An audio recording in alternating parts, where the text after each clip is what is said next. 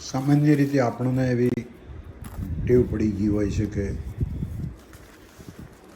ગ્રહના સ્થાનો જોઈને વાત કરવી અથવા સ્થાનનું ફર આપણે વિચારતા હોઈએ છીએ.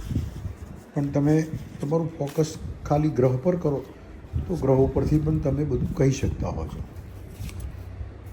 જેમ કે ગ્રહોના સ્વભાવ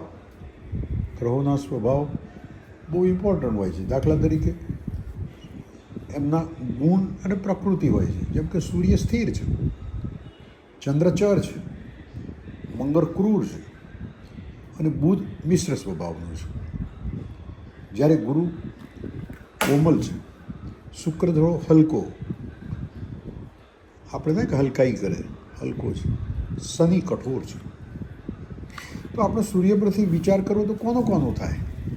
તો સૂર્ય પરથી તમે બાપ એટલે પિતાનો વિચાર કરી શકો, સત્તાનો વિચાર કરી શકો, તંદુરસ્તીનો વિચાર કરી શકો, પોતાની તાકાત ને શક્તિનો વિચાર કરી શકો, લક્ષ્મી એટલે પૈસાનો પણ વિચાર કરી શકો છો. જ્યારે ચંદ્ર તમારા અંતઃકરણનું લક્ષણ બતાવે છે, બુદ્ધિ તમારી બતાવે છે, રાજ્ય સન્માન, માતા અને ધનની વાત કરે છે. મંગલથી તમે હિંમત, રોગ, ગુણ, નાના ભાઈઓ, જમીન, શત્રુ અને પિતા તરફના સગાઓ એના વિશે તમે વિચાર કરી શકો છો.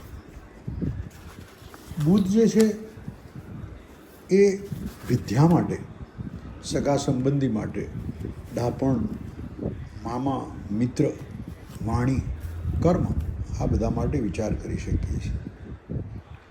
ગુરુથી બુદ્ધિ, ધન, શરીરની પુષ્ટિ, સંતતિ અને જ્ઞાન. શુક્રથી તમે સ્ત્રી, ઘરેણાં, વાહન, કામ, વેપાર અને વેપારનું સુખ આ બધું વિચારી શકો છો. રાહુથી તમે દાદા માટે વિચારી શકો છો. કેતુથી તમે માના બાપ વિશે વિચારી શકો છો.